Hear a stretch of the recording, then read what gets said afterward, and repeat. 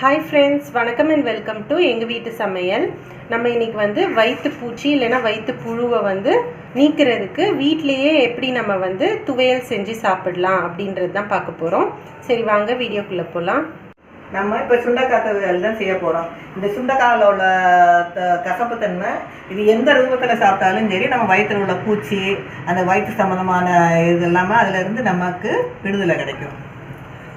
இப்போ நம்ம வந்து சுண்டைக்காயை நல்லா கழுவிட்டு அந்த மேலே உள்ள காம்பை வந்து எடுத்துடணும். எடுத்துட்டு இதை ரெண்டு ரெண்டாக நறுக்கிக்கணும். இந்த மாதிரி ஹாஃபாக எல்லாத்தையும் நறுக்கிக்கோங்க. நம்ம வந்து எல்லா சுண்டைக்காயும் இந்த மாதிரி நறுக்கி எடுத்து வச்சுருக்கோம். இப்போ வந்து ஒரு கடாயில் கொஞ்சமாக எண்ணெய் விட்டுட்டு 1 டேபிள் ஸ்பூன் அளவு உளுந்து போட்டு வறுத்துக்கோங்க.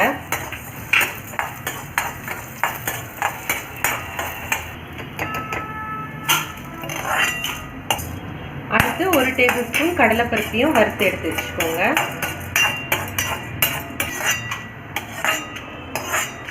ஒரு 8 வத்தல் போல் வறுத்து எடுத்துக்கோங்க. நம்ம வந்து 100 கிராம் அளவு சுண்டைக்காய் சேர்க்க போகிறோம். ஸோ அதுக்கு வந்து 8 மிளகாய் வத்தல் வறுத்து எடுத்து வச்சுக்கோங்க. கொஞ்சமாக எண்ணெய் ஆட் பண்ணிவிட்டு நம்ம சுண்டைக்காயையும் வந்து நல்லா வதக்கி எடுத்துக்கலாம்.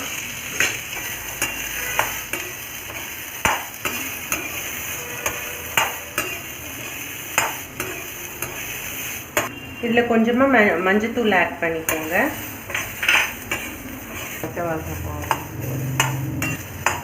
சுண்டைக்காய் ஓரளவு வதங்கினோன்னே நம்ம வந்து 2 நாட்டு தக்காளி போல் இதில் ஆட் பண்ணிக்குவோம். இதையும் சேர்த்து வதக்கிக்கோங்க.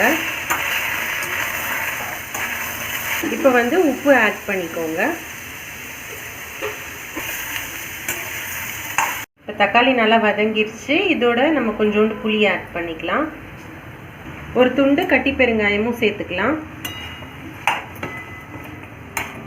அடுப்பை நிறுத்திட்டு இதை வந்து நல்லா ஆற வச்சிடலாம். இப்போ வந்து நம்ம வறுத்த மிளகாய், உளுத்தம்பருப்பு, கடலைப்பருப்பு இதெல்லாம் ஆறிடுச்சு. நம்ம அதை மிக்சியில் போட்டு அரைச்சிக்கலாம்.